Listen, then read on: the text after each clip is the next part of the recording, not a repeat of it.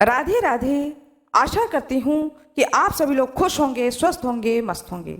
आज मैं आप लोगों को बताने जा रही हूँ देवशयनी एकादशी कब है। हिंदू सनातन धर्म में एकादशी व्रत का अत्यधिक महत्व है। साल में 24 एकादशी पड़ती है। जब मल मास या अधिक मास पड़ता है तब 2 एकादशी बढ़ जाती है और 26 एकादशी हो जाती है। आषाढ़ मास शुक्ल पक्ष में एक विशेष एकादशी तिथि पड़ती है। आषाढ़ मास शुक्ल पक्ष की एकादशी को देवशयनी एकादशी के नाम से जाना जाता है। कहीं कहीं पर पद्मनाभ एकादशी भी कहते हैं, सौभाग्य का एकादशी भी कहते हैं। पद्म पुराण में कहा गया है कि इस एकादशी के व्रत को करने से अनजाने में किए गए पाप से मुक्ति मिलती है और अन्य पुराणों के अनुसार देवशयनी एकादशी करने से सभी मनोकामनाओं की पूर्ति होती है। एकादशी के व्रत करने का मूल उद्देश्य भगवान श्री कृष्ण के प्रति भक्ति उत्पन्न करना है। शुद्ध भक्तों के साथ रह करके भक्ति पूर्वक जो भी भक्त इस एकादशी व्रत को करता है उसे धर्म, अर्थ, काम और मोक्ष की प्राप्ति होती है। साथ ही अपने इष्ट के प्रति गहरी आस्था और भक्ति होती है। देवशयनी एकादशी की महिमा अनंत है। सूर्य के मिथुन राशि में आने पर यह एकादशी आती है। इसी दिन से चातुर्मास का आरंभ माना जाता है, क्योंकि इसी दिन से भगवान श्री हरि विष्णु क्षीर सागर में योग मुद्रा में जाते हैं। इसी दिन से भगवान श्री हरि विष्णु क्षीर सागर में शयन करते हैं और लगभग 4 माह बाद सूर्य के तुला राशि में आने पर उठाया जाता है। भगवान को उठाया जाता है। उस एकादशी को देव उठनी एकादशी कहा जाता है। इस बीच के अंतराल का जो कि 4 महीने का समय होता है इसे चातुर्मास कहा जाता है। इसीलिए अगले 4 महीने तक मांगलिक कार्य नहीं होते हैं। मांगलिक कार्य वर्जित हो जाता है, लेकिन भगवान श्री हरि विष्णु की पूजा पाठ जप तप करने से इस तप का कई गुना फल प्राप्त होता है। इस दौरान सूर्य और चंद्रमा और प्रकृति का तेज कम हो जाता है। शास्त्रों के अनुसार इन 4 महीनों में 16 संस्कार के आदेश नहीं हैं। इन 4 महीनों में पूजा, अनुष्ठान, घर का मरम्मत, गृह प्रवेश, ऑटोमोबाइल खरीदना, आभूषण खरीदना यह कार्य किया जा सकता है। इस चातुर्मास के समय सुख शक्तियां कमजोर पड़ जाती हैं। इसलिए हिंदू धर्म में कोई भी शुभ कर्म करने की मनाही होती है। इस महीने देवशयनी एकादशी व्रत करना लाभकारी माना जाता है। इन दिनों शारीरिक ऊर्जा कम हो जाती है, इसलिए आध्यात्मिक ऊर्जा को बढ़ाने के लिए पूजा पाठ अत्यधिक करना चाहिए। आइए जानते हैं देवशयनी एकादशी व्रत 2024 में कब है।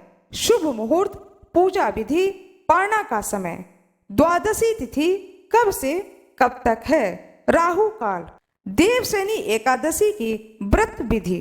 प्रातः काल उठें, घर की साफ सफाई करें, अपने नित्य कर्म को करें, गंगा जल मिश्रित जल से स्नान करें, फिर पूरे घर में गंगा जल का छिड़काव करें।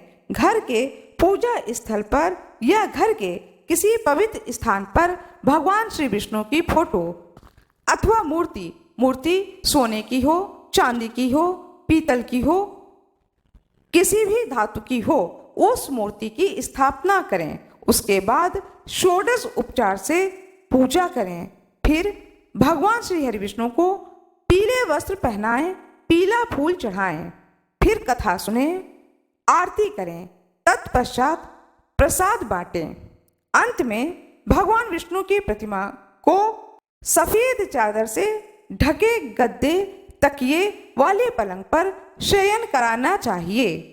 इस 4 महीने में अपने सभी रुचि के पदार्थ का त्याग कर देना चाहिए।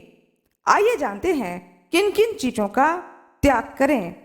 मधुर स्वर के लिए गुड़ का, पुत्र पौत्र आदि के लिए तेल का, शत्रु के नाश के लिए कड़वे तेल का, सौभाग्य के लिए मीठे तेल का, सभी प्रकार के मांगलिक कार्य जहां तक हो सके ना करें। पलंग पर सोना, झूठ बोलना, मांस का सेवन करना, दूसरों का दिया दही भात आदि का, मूली, पटोल, बैगन आदि का त्याग कर देना चाहिए। आइए जानते हैं कब है देवशयनी एकादशी। आषाढ़ माह शुक्ल पक्ष 2024। एकादशी तिथि प्रारंभ 16 जुलाई 2024 शाम 8:33 से शुरू। 17 जुलाई 2024 शाम 9:02 तक।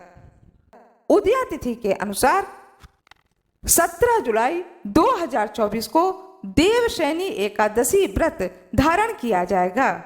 17 जुलाई 2024 दिन बुधवार। सूर्योदय रहेगा 5:18 प्रातः, सूर्यास्त 7:03 सायं। राहु काल का समय रहेगा दोपहर 12 बजे से लेकर 1:30 तक। द्वादशी तिथि का आरंभ हो जाएगा 17 जुलाई 2024 रात्रि 9:03 से 18 जुलाई 2024 रात्रि 8:44 तक। पारना का मुहूर्त जानते हैं। 18 जुलाई दिन बृहस्पतिवार 2024 प्रातः काल सूर्योदय से लेकर के 9 बजे तक। शुभ योग बन रहे हैं। आइए जानते हैं शुभ योग। शुक्र योग बन रहे हैं 17 जुलाई 2024 को देवशयनी एकादशी के दिन सर्वार्थ सिद्ध योग बन रहा है। अमृत सिद्ध योग रहेगा।